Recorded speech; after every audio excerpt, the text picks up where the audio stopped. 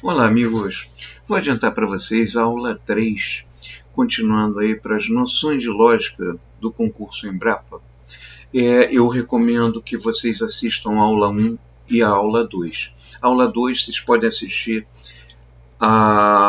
de duas maneiras diferentes. Uma de uma vez só, 51 minutos, ou a aula 2A, 2B e 2C, que eu particionei, e somando os tempos vai dar os mesmos 51 minutos. Mas se você tiver com pouco tempo, que eu não gostei, ficou muito grande. Mas nós vimos na aula 1 essa parte aqui de lógica, a diferença entre lógica e proposição. Por quê? Quem não conhece raciocínio lógico e for estudar por essa sequência que está no edital, vai ser difícil de entender, porque é uma construção. Não tem como entender o que é estrutura lógica, lógica de argumentação, se você não souber pelo menos a definição do que é proposição. Qual a diferença entre sentença e proposição?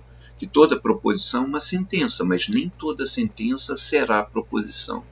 Qual a diferença entre proposição simples e composta? Como construir tabela verdade? Nós já vimos isso tudo na aula 1 e aula 2. E vamos ver então agora equivalências. Equivalências lógicas, né? Ok? Então, vamos para aqui para a apostila. E não esqueçam de baixar esses exercícios aqui. Na próxima aula, nós vamos fazer esses exercícios da página 2. Mas imprimam essas listas. Caso não tenha assistido a aula 1, assista a aula 1 e antes de ver a solução dos exercícios, tente fazê-los. Okay? A mesma coisa com a aula 2 também. E tenta fazer os exercícios em que são usados ali os conectivos, venha a explicação e já vamos para os exercícios, tá? E esse aqui, próxima aula a gente faz. O que é equivalência lógica? Nós temos equivalência, por exemplo, vamos ver aqui no Whiteboard, vamos fazer aqui. É bom para eu treinar aqui a canetinha. Se eu tiver assim, ó, 7 mais 8, 15, e 3 vezes 5 também dá 15. O que acontece aqui? Essas operações são equivalentes. Eu tenho valores diferentes, operadores diferentes. Aqui eu tenho um operador aritmético, né? Da soma, aqui eu tenho da multiplicação. Então, vocês veem o seguinte, eu tenho parcelas diferentes, operadores aritméticos diferentes, mas que vão produzir o mesmo resultado. É isso que nós vamos entender aqui na lógica, que eu vou ter proposições diferentes, com valores lógicos diferentes, e, no entanto, aí vou usar também diferentes conectivos, mas, no entanto, o resultado lógico final será igual. E é bom ficar atento com a diferença entre os símbolos. Você tem que conhecer os símbolos. Esse símbolo aqui nós já vimos na aula 2, seja na 2 ou 2A, 2B, 2C. Nós vimos que esse símbolo aqui é um operador lógico, que é o conectivo bicondicional, que é o se e somente se, assim que você lê esse símbolo aqui. E esse outro símbolo é parecido, mas não é igual. Esse outro símbolo quer dizer equivalente a. Equivale a ou equivalente a. O que quer dizer a palavra equivalente? Igual valor. Igual valor o quê? Lógico. Lá nas operações aritméticas, a equivalência é igual valor numérico. Aqui será a lógica. Então, aqui eu explico que esse símbolo faz uma operação entre duas proposições lógicas. Já esse segundo símbolo, ele representa uma relação. Que relação? De equivalência, porque na lógica nós temos outras relações de implicação também. Nós vamos ver relações de implicação. Essa é uma relação de equivalência, ok? Então, é aquilo que eu expliquei para vocês, que se a gente fizer uma analogia com os operadores aritméticos, 7 mais 5 é 12. E 3 vezes 4 também é 12. Então eu tenho aqui uma equivalência. Essas operações aritméticas, mesmo com sinais diferentes, né? Porque aqui é o operador soma, esse aqui é o operador da multiplicação. Mas, no entanto, o resultado será o mesmo. E na lógica, nós teremos uma equivalência lógica quando duas proposições diferentes produzirem os mesmos resultados em todas as linhas de suas tabelas verdade. E nós já vimos, inclusive, como construir a tabela verdade. Vamos relembrar. Mas então eu explico aqui, ó, que quando...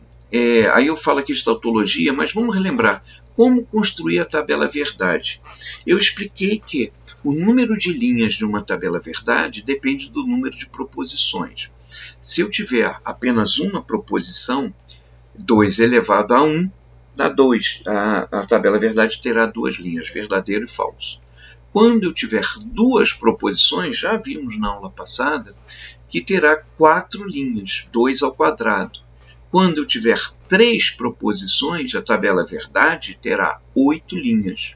Se eu tiver 4 proposições, eu terei 16 linhas, 2 à quarta. Então, o número de linhas da tabela verdade, 2 elevado a n. Mas como construir rapidamente uma tabela verdade, fazendo todos os casos possíveis? Você veja o seguinte, 3 proposições serão 8 linhas. Metade de 8 é 4, certo? Metade de 8 é 4. Então, eu faço 4 vezes 4 Fs. Depois, metade de 4 é 2. 2 vezes 2 Fs. 2 vezes 2 Fs. E depois eu intercalo VF, 1V, 1F, 1V, 1F, 1V, 1F. Desse jeito, eu tenho todos os casos possíveis. Por quê? Podem as 3 proposições serem verdadeiras ou as 3 serem falsas. Posso ter uma falsa, sendo ela a última, a segunda ou a primeira. Então, estão aqui os 3 casos de uma proposição falsa. Ou posso ter apenas uma verdadeira, que pode ser a primeira, pode ser a segunda ou pode ser a terceira. Mas você construindo dessa maneira, você não precisa ficar pensando em todas as possibilidades. Se eu tivesse 4 proposições, essa primeira coluna aqui estaria a primeira proposição e eu ia fazer 8 vezes aqui, 8 vezes, depois 8 Fs. Na segunda coluna, 4 vezes, 4 Fs, 4 vezes, 4 Fs, e assim vai, até o final. Pronto, estaria construída a minha tabela, rapidamente. E aí nós vamos ver o seguinte, essas proposições aqui, ó, deixa eu marcar, essa proposição aqui, como é que eu posso saber se essa é equivalente a essa?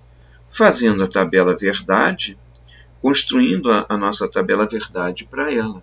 Então, você vê aqui que a disjunção entre Q e R, o OU, isso aqui é o OU, lembra? Disjunção é o OU. O OU não é tão exigente quanto o E. O E, eu faço esse método mnemônico. O E, que é esse símbolo aqui, ele é exigente. Ele só resulta verdadeiro se todas as proposições forem verdadeiras. Já o OU, ele é bem frouxo. Basta que uma seja verdadeira. Só dá falso quando as duas são falsas, que é o caso aqui, ó, na quarta linha da tabela, o Q é falso e o R é falso. E na oitava linha da tabela também, o Q e o R são falsos. Nos demais, vai resultar verdadeiro. Agora, fazendo esse resultado aqui dessa disjunção, fazendo a conjunção com o P. Conjunção é o E. Então, você vai ler assim, ó, V, V e V. O que resulta V e V? Resulta em V. O que resulta V em V, que é a segunda linha, o P e o resultado de Q ou R, né? V e V também resulta em V. V e V também resulta em V. Agora, aqui, V e F vai dar F, é claro, porque o E, esse E aqui é exigente. E da quinta linha para baixo, o P é todo F, então não precisa nem fazer. Se tem um F e está usando a conjunção, você já pode botar F até o final. Da sexta, quinta, sexta, sétima e oitava vai ser F. Agora, fazendo a conjunção de P e Q. Repare, só vai dar verdadeiro quando ambas forem verdadeiras, certo? E falso, quando uma delas for falso, já vai dar falso, porque esse aqui é o E, que é exigente. Aqui o P e R, também você vai ter o exigente, né? O chatinho, o E, que é exigente. E só vai acontecer P e R verdadeiros na primeira e na terceira linha. Depois, aqui eu vou ter o R falso, e aqui o P vai ser falso na quinta, sexta, sétima, oitava linha. Então, é só repetir aqui o falso. Agora eu vou fazer a disjunção desses dois resultados aqui. Ó. Vou fazer a disjunção desse... Opa, esqueci. A disjunção desse com esse. Disjunção o OU. O OU, ele é frouxo.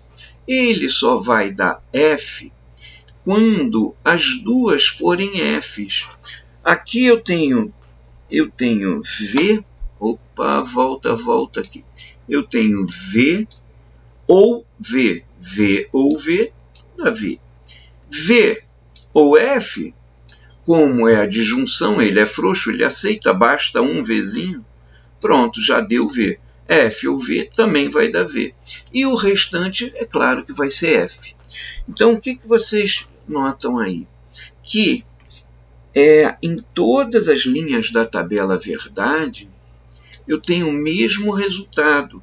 Eu tenho a sequência 3Vs e 5Fs aqui, e tenho 3Vs e 5Fs aqui. Logo, são equivalentes. Essas duas proposições são equivalentes. E uma forma também de você testar a equivalência é usar o conectivo bicondicional para juntar os resultados. Porque o bicondicional, quando as duas proposições têm o mesmo valor positivo ou o negativo, ou seja, tem o mesmo sentido lógico, positivo ou negativo, vai dar sempre verdadeiro. Vai dar falso quando os sentidos lógicos forem inversos, forem diferentes. Tá? Diferentes assim, assim. Epa, eu me enrolei. Assim, ok? Ah, aqui tá aqui a câmera. Pô, tá perto demais, né? Oh, gente. Aqui para baixo, aqui para cima. Ih, tá mal. Mas já entendeu. Eu até falei, né? Que você faz uma analogia com a operação aritmética, né? Considerando o V como positivo, positivo vezes positivo, lá na multiplicação dá o quê? Positivo, V. Negativo vezes negativo também dá positivo, vai dar mais. Então, falso e falso vai dar verdadeiro na bicondicional, quando tiver o mesmo sentido lógico. Então, isso aqui, eu tenho o quê? Eu tenho uma tautologia, que eu já expliquei na aula anterior, tautologia. Eu expliquei na aula anterior que uma proposição ela é tautológica quando, independente dos valores lógicos das proposições que compõem essa proposição composta, né, vai resultar verdadeira em todas as linhas da tabela verdade. Então, quando ao ligarmos, podemos verificar se ocorre uma equivalência lógica. Se ao ligarmos estas, ocorre uma tautologia. Tautologia ocorre em todas as linhas da tabela verdade. Então, o que a gente deduz aqui? Que essas duas proposições elas são equivalentes, tá? Outra proposição, outra forma, outra equivalência que nós vimos também foi com a disjunção exclusiva e o bicondicional. Vamos relembrar aqui, ó. Se eu tiver P e Q. Então, são duas proposições, 4 linhas. 2Vs, 2Fs, metade de 4, né? 2Vs, 2Fs, depois VF, VF, VF. E aí, se eu fizer aqui o bicondicional dos dois, o bicondicional entre P e Q, opa, estica a linha, depois vai entender porque estou esticando. Eu vou ter V quando ambas forem V ou ambas forem F. E aqui eu vou ter F. Agora vamos ver a disjunção exclusiva. A disjunção exclusiva, que é diferente da disjunção inclusiva, e aí você tem que assistir a aula 2 para entender, que quando ambos são verdadeiros, na disjunção normal, a inclusiva, é verdadeiro, mas na disjunção exclusiva, ambas verdadeiras dá falso. E quando eu tenho apenas uma verdadeira, aí vai dar verdadeiro. Qual é a diferença dessa tabela aqui para a disjunção inclusiva? Na disjunção inclusiva eu tenho 3 vezes e F só na última. Aqui na exclusiva modifica esse Vzinho aqui. Mas onde eu quero chegar? Que se eu fizer a negação, deixa eu ver uma coisa aqui, cadê a borrachinha? Eu não lembro onde está a borrachinha, meu querido. Mas tudo bem. Ah, tá aqui, tá aqui. Quero apagar, peraí. Epa, quero apagar aqui. Apagar aqui, apagar aqui, apagar aqui. Só para depois eu fazer algo aqui. Vamos lá. Voltando então com a canetinha. A negação dessa disjunção exclusiva, se eu fizer a negação, como já expliquei também, acho que logo na primeira aula ou na segunda, que o modificador, que é esse tiozinho aqui, quer dizer não é verdade que, é falso que, modifica o sentido lógico. O que é falso passa a ser verdadeiro, o que é verdadeiro passa a ser falso. Então, se eu negar a disjunção exclusiva, eu passo a ter VF, FV. E aí vocês podem observar que são proposições equivalentes. E aí você pode até escrever o seguinte, que a negação do bicondicional equivale, vamos botar o símbolo, equivale, a negação do bicondicional equivale à disjunção. Eita, eu errei aqui, não, é negação da disjunção exclusiva, mas também se eu negar o bicondicional, também pode ser, vai resultar na disjunção exclusiva. Se eu negar esse aqui, a negação do bicondicional é isso aqui, é negar o se somente se que, vai equivaler à disjunção exclusiva. Porque se eu negar o bicondicional, aqui vai passar a ser F, V, V e F, que vai equivaler à disjunção exclusiva. Eu pensei uma coisa e escrevi outra, mas aí não tem problema, a gente coloca aqui, P,